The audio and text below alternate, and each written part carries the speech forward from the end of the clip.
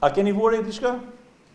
Kur vinë në Krishtlindjet fjala bie, Bashkia e Shkodrës 1 muaj para përgatitet të zbukuron krejt qytetin me drita dhe me ndriçime. Për te i fakti që ju thonë ata se ne nuk zbukurojmë dhe nuk shpenzojmë për festat fetare. Tamam? 1 muaj e sa përgatiten për 1 ditë. Për Krishtlindjen ose për vitin e ri. Do thoni po këto janë fund vitit, festat e fund vitit. Dakor.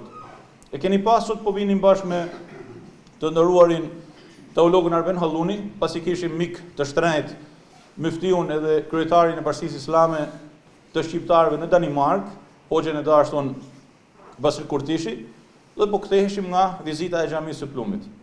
Më tërhoqi vëmendjen përgatitja e Bashkisë së Shkodrës për pritjen e karnevaleve. Dhe lajmërohet më të madhe se ka aktivitete pafund për 1 javë të tanë për karnevalet. Edhe unë që them me veten time, që janë këto disbalanca, dhe që është kjo prishje e çuditshme dhe krejtësisht e papranueshme e ekuilibrit të harmonisë fetare në qytetin e Shkodrës nga institucioni kryesor i qytetit, që duhet mirë t'i ruaj ekuilibrat dhe mos lejoj për teken asnjë shejtani, që ekuilibri i Shkodrës të prishet, gjoja në emër të zhvillimit, në emër të aktivitetit, në emër të. Gjithsesi, sepse ne nuk mund të presim nga njerëz pa taban dhe njerëz pa ekuilibër.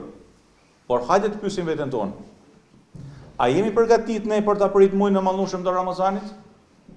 A duket jashtë shtëpive tona dhe jashtë xhamive tona atmosfera e prag Ramazanit? Pse nuk i kemi ne të zbukuruar lagjet tona, dyqanet tona? Pse nuk reklamojnë me të madhe tregtarët tanë që me rastin e muajit të mallnueshëm të Ramazanit, nga periudha kaq dhe kaq do të ketë zbritje të çmimeve? Pse nuk reklamojnë disa biznese që ju kërkojmë ndjes, por për shejtërinë e Ramazanit nuk do të ofrohet gjatë kësaj periudhe kohore kjo dhe kjo prej ndalesave?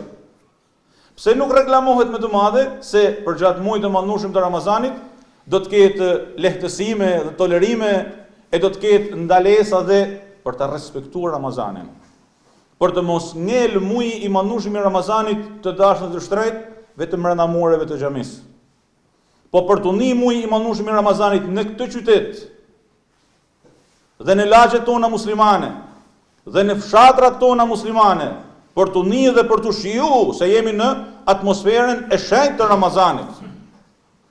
Unë përsëri po e përsëris, edhe përsëri po e them, dhe gjithsesi mu më shijon për me e thanë, siç na thoshte nana edhe gjyshi rahmet paqin, edhe siç keni dëgjuar edhe ju prej gjyshërve tuaj, Allahu i pasën rahmetin e tij, që kur vinte muaji i mallnueshëm i Ramazanit në Shkodër, edhe të kështenë të Shkodrës rezervoheshin për të mos dalë duke ngrënë apo duke pi duhan apo duke u ekspozu me ushqime atë ngjashme në rrugë për respekt të muslimanëve.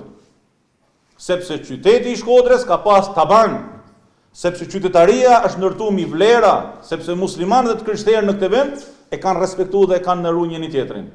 Prandaj, në mënyrë të përsëritur duhet ta themi që ne nuk mund të respektojmë, as nuk mund të pranojmë as një lloj fryme që prish tabanin tonë qytetar dhe kombëtar dhe e prish harmoninë e të shenjtës dhe e shikon atë me sy të ndryshëm nga njëna apo tjetra palë.